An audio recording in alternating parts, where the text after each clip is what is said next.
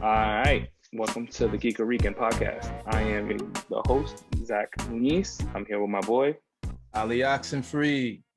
What up, y'all? What's going on? What's going on? Peace, So, brother. so we out here. We out here doing a little something. Mm-hmm. Trying to get this podcast going. Yes. So anyway, start off. How's your day? What's going on?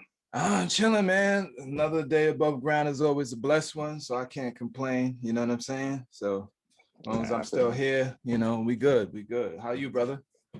Good. Keeping it low. Yeah. Woke up, chill. Thank God. Had my breakfast. You already know. Ready to go. So yeah, I'm hating. I'm just drinking tea right now. I ain't even eat breakfast yet, so I'm gonna get something a little later though. My breakfast game is not a joke. I'm playing around. Yeah, man. So yeah, today's Saturday. Yesterday came out WandaVision. So I haven't really done a podcast since the show dropped. And we're up to episode 8. Episode 8. One more to go, right? Yeah. There's 9. There's 9 of them joints. 9 of them things. Yeah. What are your thoughts, man? How you like it? What do you feel about it? I mean, I loved it. The only thing that's hard for me to deal with is the length of the show. You know what I mean? The length of the credits, because you sitting there like, I need more. Come on, just give me something else. But now the last 2 episodes, I noticed they've been doing the, what do you call it, mid-credits scenes or whatever, after credit scenes. Yep. So that's dope. That's, that gives you that Marvel Cinematic Universe feeling that you got when you go to the movies and you wait and see what they're gonna play at the end. So, but as a series so far, I mean, it's dope. It's a different way of telling the stories. It's not 100% action fueled, but it's a crazy mental joyride that these guys are doing with this WandaVision. So, so far so good. I like it. I love it, actually. I'm a big Marvel guy, and I've always into MCU. I'm into all that. I love it all.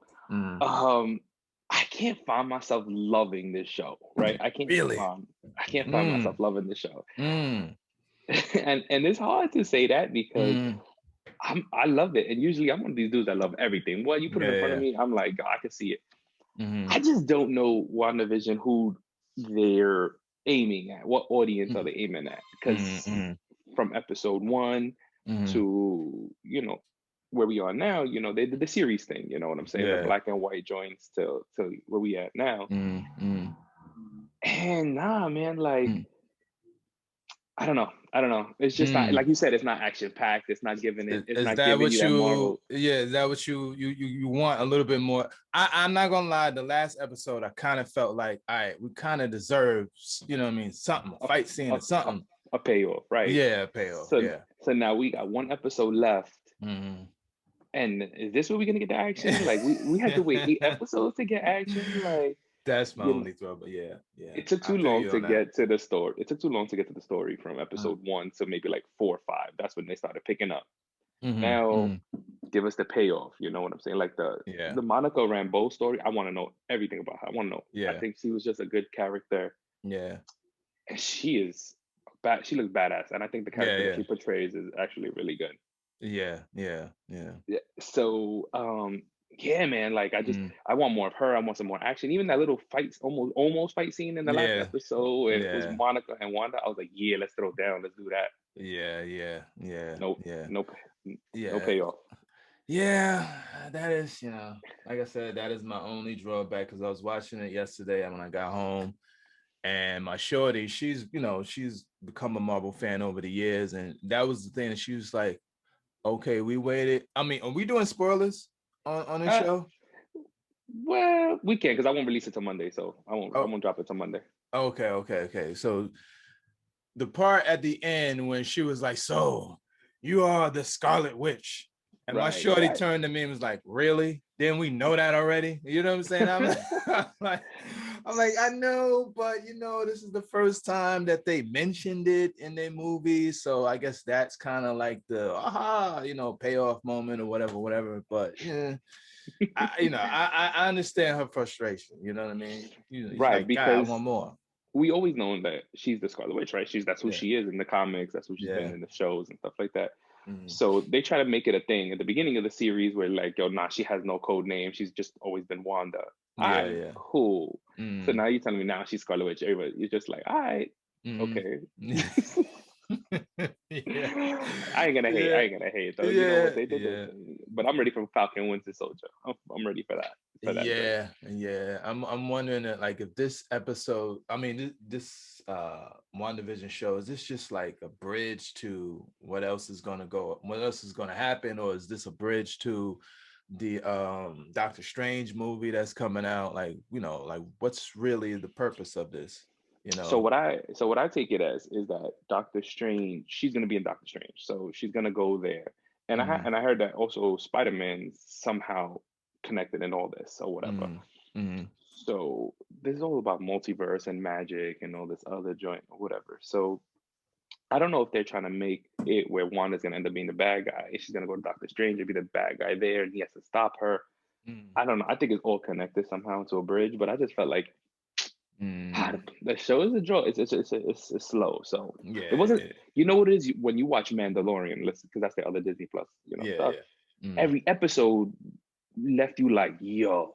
It didn't leave you like it did leave you like, oh, I can't wait to see what's next. But it didn't also leave you like, like feel like you're missing something, or like It always left you fulfilled and looking forward, and that's how I feel like this show doesn't do that for me. Everybody's waiting for what they call the Skywalker moment with the show. So give me that Luke Skywalker moment, boy. I need that. If you can't live up to that Luke Skywalker moment, then you're just like, everything else is just like And then I'm looking forward towards Doctor Strange and then Spider-Man. You looking forward to Spider-Man? The new, what is it called? No Way Home. They just dropped the name this week, right? No Way Home. I'm definitely let me ask you before we could talk about that. Did you saw what was it Iron Man 3? Yes. Did you see that one? What'd you think of that movie?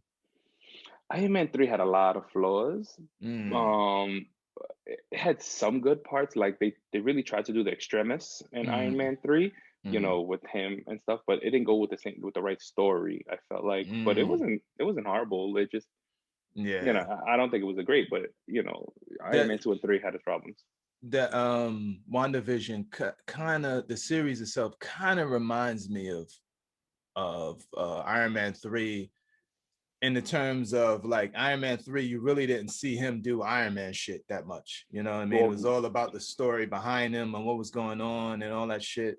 So I that's the feeling that I'm getting from WandaVision. Like, it's really story driven about what's going on in her mind, what happened to her after, the snap and all that shit. And, so when you do stuff like that, it is you're running a risk of, letting down people who really want to see the meat and potatoes of what they can't come to see with Marvel. You know what I mean? So it's very true. And, I don't mind a story-driven movie, but that's not, I guess, what draws your fans, right? What draws your fans is the action plus the struggle of your hero, because, you want to know their inner struggle, because, they're superheroes, they got powers, they could, fight whatever. You don't mind a good story, but how long can you drag out the beginning of WandaVision, right? Like how long can you drag out that little story, movie, TV show thing,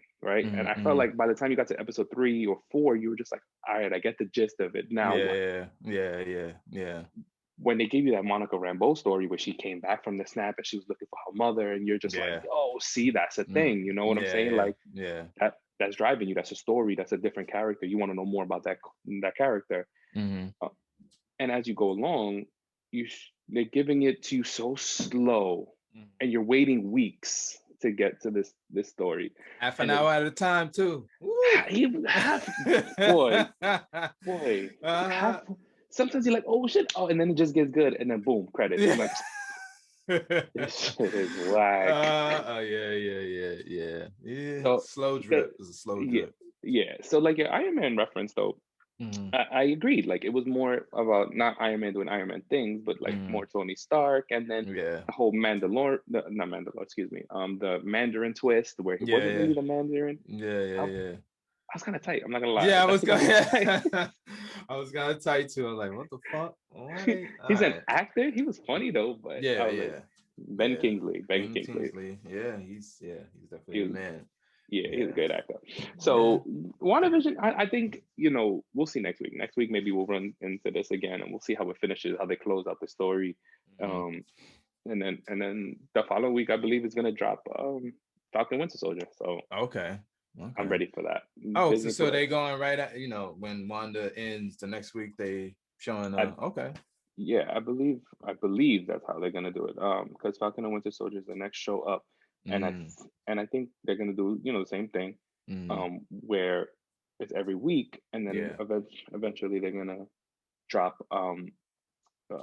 what did I hear was coming out in May? Not the Scarlet Witch, the Black Widow movie. Black Widow. Yeah. Okay. Yeah. Wow. Yeah. So I'm looking forward to the Black Widow because that should need to have been released by now. March 19th, right? No, March 19th. So that's when it's coming out. Falcon Winter Soldier. Yeah. So are you more Marvel than DC? Yeah, I would say so, but I know my fair share of DC. To be very honest with you, I've never followed DC comic books. Okay. So I've never read the comic books, like their animated stuff. I've watched a lot, their movies. Even the CW shows, which I think are really good, I followed a lot. Okay. Because I just watched the pilot episode of Superman and Lois. It wasn't bad. Yo, I liked it. Yeah. I didn't hate when they casted him either. I felt like everybody kind of hated on his casting, the casting of Superman, but I thought he was good. Yeah. I'm not gonna lie. In the beginning, I was like, "Who is this motherfucker with these jacked up teeth? Ain't he too small?" You know what I'm saying? But watching this show, I'm like, he's good. He's a good fit. He's a good fit. We could talk about it for a little bit. Tell me about what you thought of that pilot episode. It was an hour and a half. What'd you think? I mean, the way it was shot cinematically, it looks beautiful. It looks like a movie. It's a different. It gave me a different feel than the other, the Flash and all that stuff. That real CW feel. This one looked a little bit more mature visually. The subject matter with the two sons and one being like the more athlete, and the other one kind of having like, issues and problems and things of that matter. And how Clark Kent, a.k.a. Superman, tries to balance being a father and being the savior of the planet. I thought that was a great twist, you know what I mean? That they would explore that. It's a little bit more mature than him just going out and save the day. And, that's all you see about him. You getting to see him as a person and the people around him and how that affects them. I thought that was very interesting that they went that route, And I completely agree with that because Superman, right? We all know Superman's story. We know his origins. We know what he can do, where his problems come in. But him as a parent, him as trying to take on that responsibility of being the savior of the planet, because they make that very clear. Like, he's not just a superhero of Metropolis or Smallville.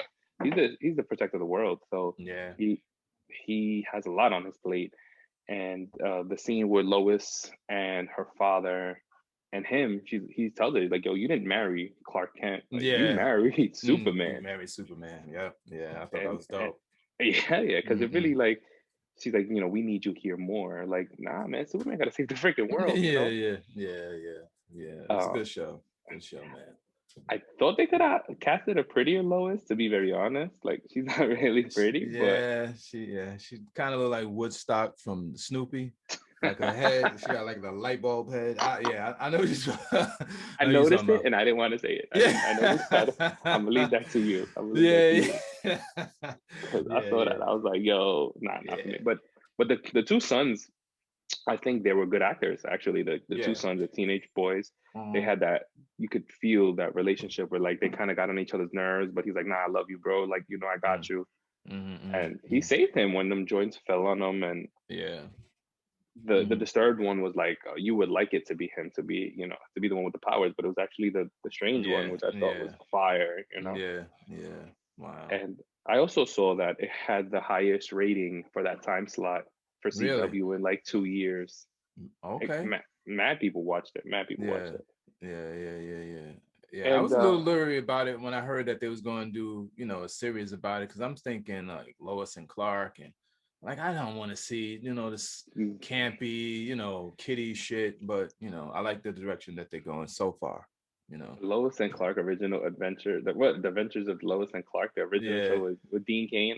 I love that show as a kid. As a kid, yeah, but yeah, now you look back, it doesn't hold. It doesn't hold. Not when you competing against Marvel. Nah, you better bring your A game. You know what I'm saying? But to be quite honest, for TV, CW and the Berlanti whole universe stuff, they took over all that space. What they started with Arrow, Flash, Legends.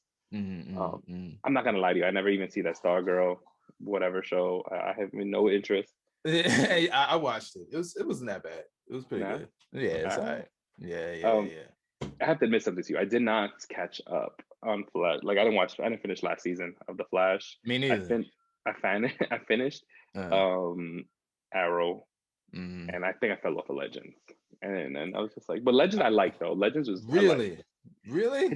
I like the different stories. They go to different timelines. Give me something goofy. Like I feel like if you're gonna go into that space, go into it and sell it, right? And to me, like they sold it. Like I like the goofy, you know, whatever shit aspect of it.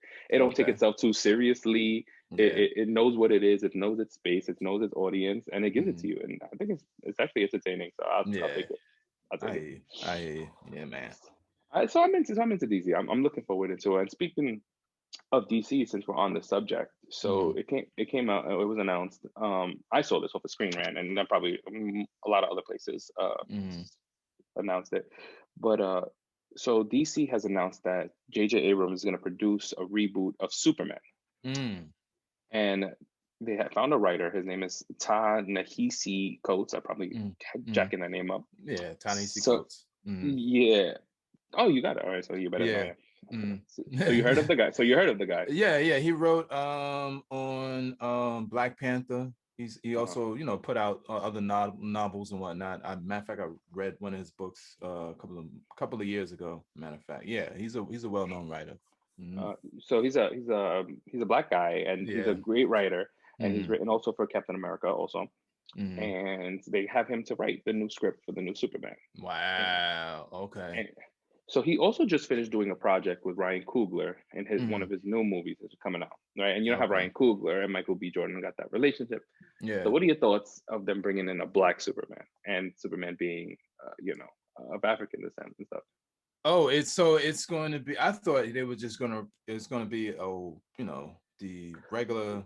Well, no, that's the thing. This is what they are saying. This is what people are thinking or speculating. It's really the word. You know what I mean? Yeah. So this is all the speculation. It's not really guaranteed, but they could go that route, right? They could go that route. So if they did, what do you think?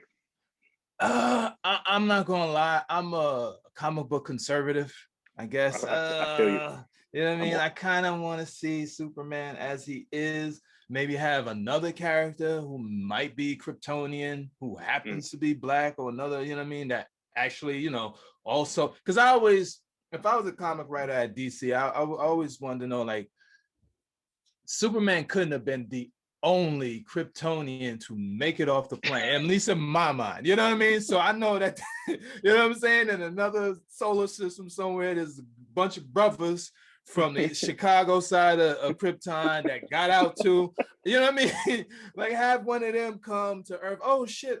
Yellow Sun gave me powers. You know what I'm saying? So, I personally don't really want to see a Black Superman unless it's another, like I said, another Kryptonian. I don't want to see Kal-El, even though they did have like, I think it's like Otherworld Superman's, one that happened to be Black, and he was like the president of the United States or some shit like that. Is that the storyline? Because I knew there was a comic story where there was a Black Superman. I don't know if they would keep it. I really don't know anything about the storyline. I know a little bit about it. I think it was like, one of them like other universe type situations, you know what I mean? He was like the president of the United States or something. If they do that, I'm good with that, but I don't want to see Black Superman, Clark Kent in, Metropolis. I personally, that's just me. I really want to see that.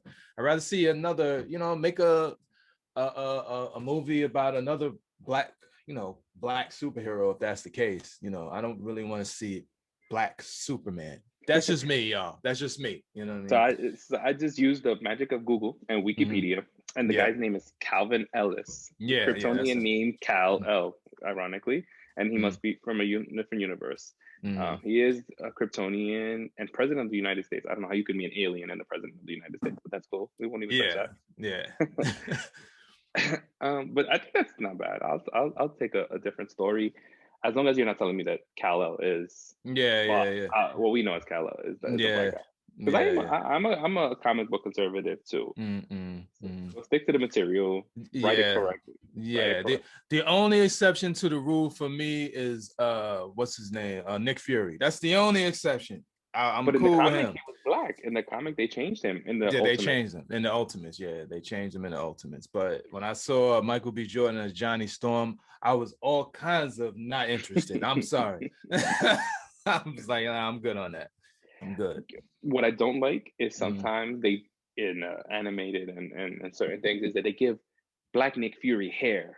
And that bothers me, right? Yeah, like, don't lie to me, bro. Exactly. No, lie he's bald-headed. Exactly. He's bald-headed. Either he's a white dude with the hair and the eye patch, or he's a black bald dude. That's it. Exactly. That's don't play. Don't play with me, yo. So yeah. So okay. So we're still talking about Superman because what did you think of the Man of Steel? The man, out of a scale of 1 to 10, I gave it about a 7, 8, 7.5. I wasn't mad at it. I thought it was cool. I know. My fellow co-host of my boy Joey, he loved the Man of Steel, and I really really like the Man of Steel. I just rewatched it recently. The opening sequence when they're on Krypton and Russell Crowe's his father Jor-El. Yo, that whole scene was fire. He jumps into the water to try to save the Kodaks. I love that movie. And for them to not do a sequel, I felt like is a disrespect to what they did, because they did a disservice, honestly, by not making a sequel. Yeah, you know, I agree. They could have made a sequel.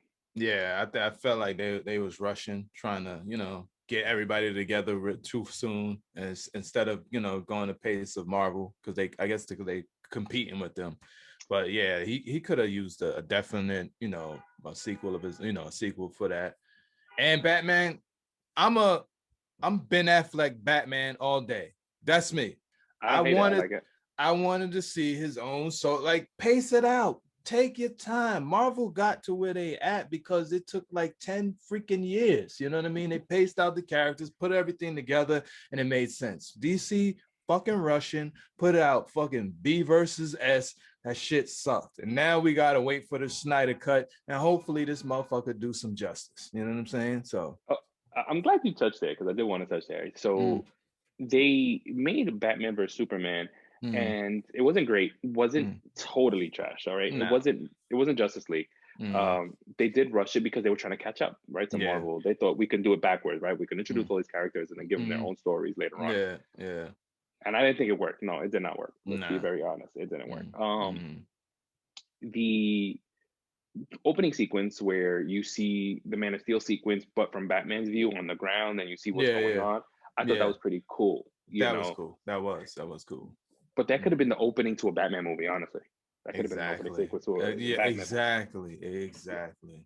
So Batman sees this, and you could have done a Batman movie, or that could be the end of the sequence. You could see Batman doing his own thing, and then you see that, and then that could lead into that, into that Batman versus Superman, because it would have made great a Superman movie. So then you have a Batman movie, and then you have it coming together, so you can understand the characters better.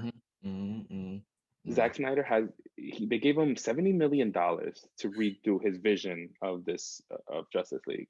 That's unheard if it's the same trash that came out before, I'm going to be super disappointed.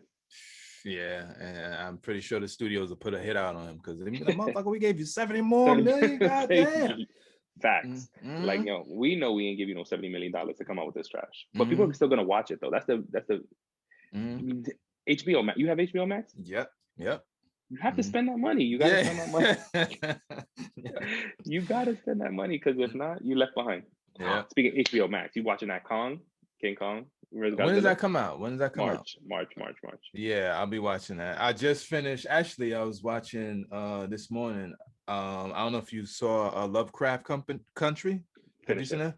Yeah, I just watched the last episode today because I was watching it off and on. My shorty was like, you ain't really fucking with it. She watched the whole thing. I watched the last episode this morning. So yeah. I watched Lovecraft Country. I got up to like episode 6, and then I was caught up. So then I had to wait every week for the other episodes to drop. And by the end of it, I was like, yo, it was a twisted, great, different story. You know what I mean? The time travel sequence, the whole thing. I was just like, I left it feeling happy the same way I left Watchmen Watchmen, the TV show on HBO. Yeah, that was good too. You finished it? Yeah, I saw that. Yeah, I love that.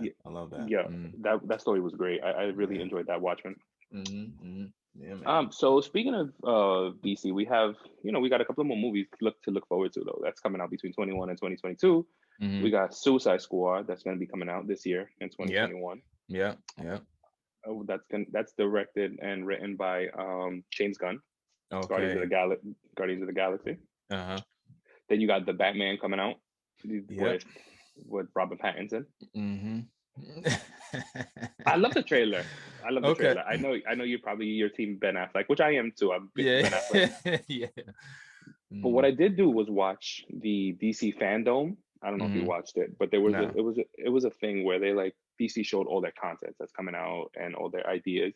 And what they made specifically was like, yo, we're doing multiverse from hands down. So you can have Ben Affleck Batman, and you can have this Robert Pattinson Batman, in the same space. Yeah. And I'm like, all right, fine. That's what you want to do. That's fine. I could accept that, but you're telling me that. Yeah. And then the Flash is coming out. The Flash is coming out, and Flash is gonna have 1989 Batman, Michael Keaton Batman. Yeah. That's gonna be interesting. So I'm down for that. And then you got Aquaman coming out, and then Shazam too. And what did you think of Shazam? I gave it about a 6. 1 to 10. I gave it about a 6. I'm not gonna lie. I can't even tell you that I saw the whole thing. I might have fell asleep towards the end. I don't know. It's I don't know. It's a little. It was a family movie. I felt like it did. Yeah, it was a family movie. Yeah, but it was good at the end, bro. Like the ending was pretty good. And did you see? So did you ever finish seeing it or no? I think I woke up in the when he was in the lunchroom, and then you see Superman walk in, and I woke up around that time. I can't even spoil the end. I can't even spoil the end for you. You got to go back and watch it. That's a movie I'm definitely gonna go back and watch. Come on, it's on HBO. Stop that. I'm gonna check that out. DC movie I really enjoyed, Aquaman. Jason Momoa was Aquaman. It was long. It felt long. Very colorful. Very colorful. And I watched it. A few times. I watched it a few times, and every time I watch it, I'm like, "Wow, this movie's really good." But wow, this movie's really freaking long. I'm just like, I feel like I sat through a 3-hour movie, and I don't even know the runtime of it, but I know it just felt really long. But it was a good movie, so I liked it. Yeah, it was good. So from Marvel to DC, we can go to some trailers that dropped. We can start off with Mortal Kombat, man. What did you think of Mortal Kombat? The trailer for Mortal Kombat. Yeah, man. It's very gruesome, rated R type trailer. I love it. Also on HBO Max. It's also going to be on HBO. Oh, it's going to be HBO. I didn't even know that. Yeah. Okay. When does it come out? You know? I'll tell you right now. That's beautifully a Google. But yeah, so they're releasing all their stuff on HBO Max. So that's the beauty of it, because they said this year they're going to drop it. April 23rd, 2019. Okay. No, I'm sorry. No, I'm sorry. No, that's incorrect. That's a video game version. 2019, way past. Like you guys got a time travel to go back and see this. Sorry, my apologies. When that trailer dropped, that was the talk on my group chat with my people. So Can't find a release date, but you know what? I know that it's supposed to come out in 2021, so sometime this year it should be releasing. So between that, King Kong, there's a lot of stuff to look forward to this year on HBO. Shit, even Tom and Jerry. I saw the trailer for that on my HBO. Did it come out? Did it? I heard it came out, or it's coming out, or something. It's coming out like real soon. Real soon. All right. Yeah. I'm all for watching new content because right now during quarantine and pandemic, what do? We stay home and we watch TV. That's it. Although I did hear just off topic for a quick second, brother. Pardon me. Coming to America. I know that's coming on what is that? Amazon. Yeah. And I heard that they had a showing of it in a movie theater in Queens recently. Yeah. Hell yeah. I would have loved to been there for that. Yeah, I just heard about it. Somebody told me about it. I didn't even know. Like, wow. Honestly, okay. So I found it. It was April 16th. The Mortal Kombat's gonna be April 16th. Okay, nice. So that's coming out this year. Now, but coming to America, man, the original is one of the greatest comedy movies to me, one of all times. You know what I mean? Yeah. Like with McDowell's and you know. Yeah. I love you, New York. Yeah. Fuck you. Yeah. And the fact that you still got James Earl Jones, you know what I mean? That's still alive. God, you know. So lucky that he's with us still. He's a great actor. Great actor. Yeah, Darth Vader.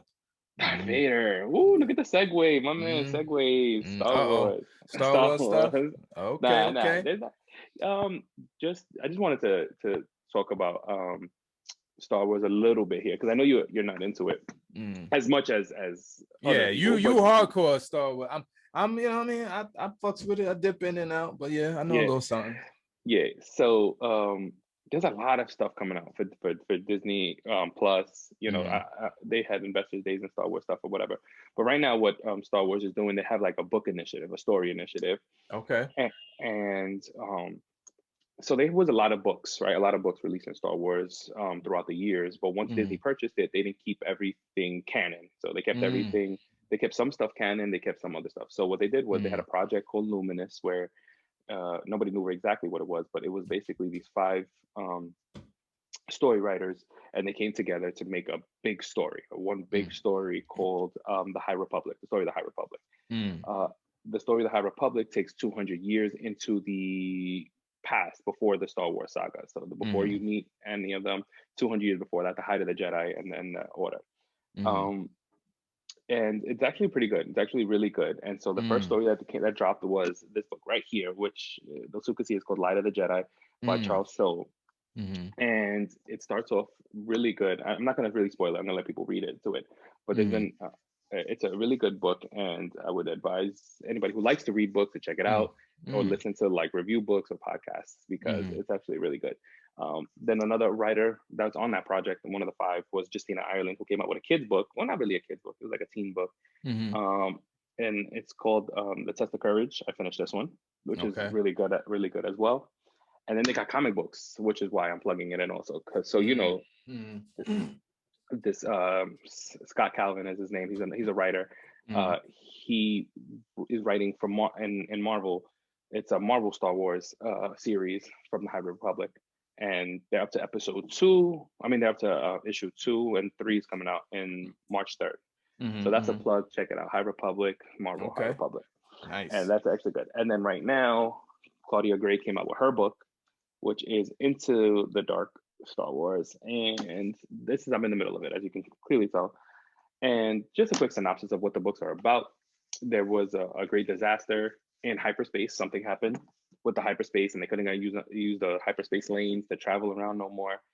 And all these different stories take place of what happened or what caused this great disaster or what's going on, what happens while this great disaster happens, the death of so many people, and what shutting down these hyperspace lanes do for the rest of the galaxy. And it's actually a really great book. So for those into Star Wars, check it out. And you know, that's my little Star Wars plug-in for today. Nice. I'm gonna do like a review podcast on it. You know what I mean? I don't know if you're big into reading, but you could give it a listen. It's actually gonna hopefully be pretty good. Nice. Yeah. Then also there's a show coming out, an anime show, Disney Plus, called The Bad Batch, and it takes place around the time of the Clone Wars. I know you never watched the animated Clone Wars, bro. A little bit of it. It's actually pretty good. So yeah. I heard great things about the Clone Wars. So yeah, I'm gonna get into it. So the Clone Wars starts off a little slow. And I'm not gonna be very honest. You know, like most shows do, sometimes they take a little while to kick off. So the beauty of what happened with the Clone Wars was that it was George Lucas and this guy Dave Filoni came together. They started with these little stories of what happens after the episode 2. You know, the start of the Clone Wars, and mostly I think the Clone Wars only took up the span of like 3-4 years, and these stories that are in between. And so as you start off, you meet this new character, Ahsoka Tano, which you saw in The Mandalorian. You saw Ahsoka. Yeah. So you find her.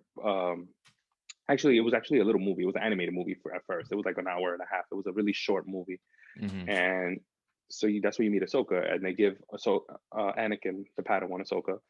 And then the Clone Wars show comes, and you start meeting her, and she's okay. And then they have a bunch of different stories. And by the end, Ahsoka becomes this really big character, which is why she's getting her own TV show on Disney Plus now. Oh, wow. Okay. Yeah, and Rosario Dawson is playing her. Yeah. So the Clone Wars is really good. By the end, you're just filled like, damn, that's a crazy story. So you should check out the Clone Wars. Definitely. Okay. Star Wars Rebels is pretty good. Yeah. You know, the animated stuff, a lot of people don't like, and that's fine, you know. And not everything is for everybody. Yeah. To understand the overall arching story, you should give it a check out if you get a chance. I was reading for a little while the Darth Vader comic that they had out. That was good. That was really good. Yeah. And they said that all that stuff is canon, which I haven't read. I'm gonna end up picking up the graphic novel when they do release one. Yeah. Those. But they said all those stories are canon, so these are stories that happened during Vader's run. You know, because you don't really know much about him by the time you know you see him in episode like 4, 5, 6. That's only in a matter of a few years as well. Yeah. So you don't know what happened between episode 3 and 4 and what he's been doing. So yeah. Give me all the Vader. I'm all for Vader. You know, I would love. Oh my God, I would love for them to make a Vader show or movie. Give me something, because that ending in Rogue One, my dude. Oh my God, it was a horror movie when he was coming down the hallway. And you know, I heard they ended up filming that later on. Like they were like, you know, they thought about it late. They're like, hey, you know, let's try to plug this in at the end. That made part of the movie. Like you just saw him coming down that hallway, just like killing everybody. It's like, give me all that. I'll take all the Star Wars, the Star Wars. Give me all that. For real, man. Excuse me. So right now, give me 1 second. Sorry. Yep. Phone is acting. Computer's acting crazy. Sheesh. Sorry. What's someone on my phone? My phone is wild or not? Yo, I was worried that my phone was gonna do that. You know when you're trying to like bang it on somebody and they keep trying to call back. yeah. And then if I shut my phone up, it's just gonna go to my computer. Oh man, what's this is funny? Give me 1 second. It's my sister trying to reach out. Okay. Like she wouldn't know what I'm in the middle of a podcast. Yeah. So actually, I'm sorry. So anything new with you? Actually, tell me a little bit about your podcast, because I know you got your own podcast. You're doing. Yes, sir. Top 5 Dead or Alive podcast. It's me and my boy Cali Rock. It's basically we talk about everything in pop culture, art, things going around the world. We look at it from a countdown perspective from 5 to 1. So it's your top 5 Dead or Alive favorite MCs, favorite point guards, favorite TV shows, etc. So you know, you can find that on YouTube. We on SoundCloud, we on Apple Podcasts, Spotify, all that good stuff. It's a great show. I gotta have you on, matter of fact, you know, real soon, bro. Like real soon. I'm always off for that. So what is it? Top 5? Top 5 Dead or Alive podcast featuring Ali Oxnfree and Cali Rock. Top 5 Dead or Alive. We gotta make sure I'm gonna put it in the description so they can find the joint. Yeah, man. I do enjoy it because you put up so many different ones. So you did sneakers. I love stuff like that. You know what I mean? Different point of views and stuff like that. A lot of like barbershop type talk. You know what I mean? It's fun. You know, so look out for that, people. Absolutely. So we're gonna actually wrap this up a little bit because Saturday morning everybody got to go back to their lives. But I do want to hit you up with a shout out because thank you for joining with me today. Thank you for having me, bro. Thank you for having me. And I hope we could have you again. We'll do this again. Hell yeah. And I'm sure there's other topics that will come up. We actually maybe should link up next week and after WandaVision, and we'll talk about an overall. We'll talk about because they got to get it together. Come on, give me something. I need to see some fighting, something.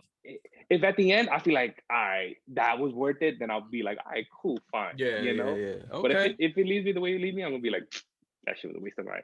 10 weeks probably of my life. All right, I'm definitely down. All right, cool. Well, again, this is the Geek-A-Rican Podcast. I'm your host, Zach Muniz. I'm with Ali Oxnfree. Yep. Yeah. And so we want to thank everybody for checking us out, for listening. And you could find Ali. Where can they find you at? You can find me on Instagram at Ali Oxnfree. You can also find at Top 5 Dead or Alive Podcasts on there. You could find at Kickin It Kids, Into the Rapscallion, the Space Odyssey that you gotta see, that you can find on Amazon Kindle, barnesandnobles.com. It's actually this book right here. Pick that up. You DM me if you want any copies, autographed copies. Rembrandt Raps coming soon. Calligraphy NYC coming soon. Stay tuned. All right. Thank you guys. Later. Peace.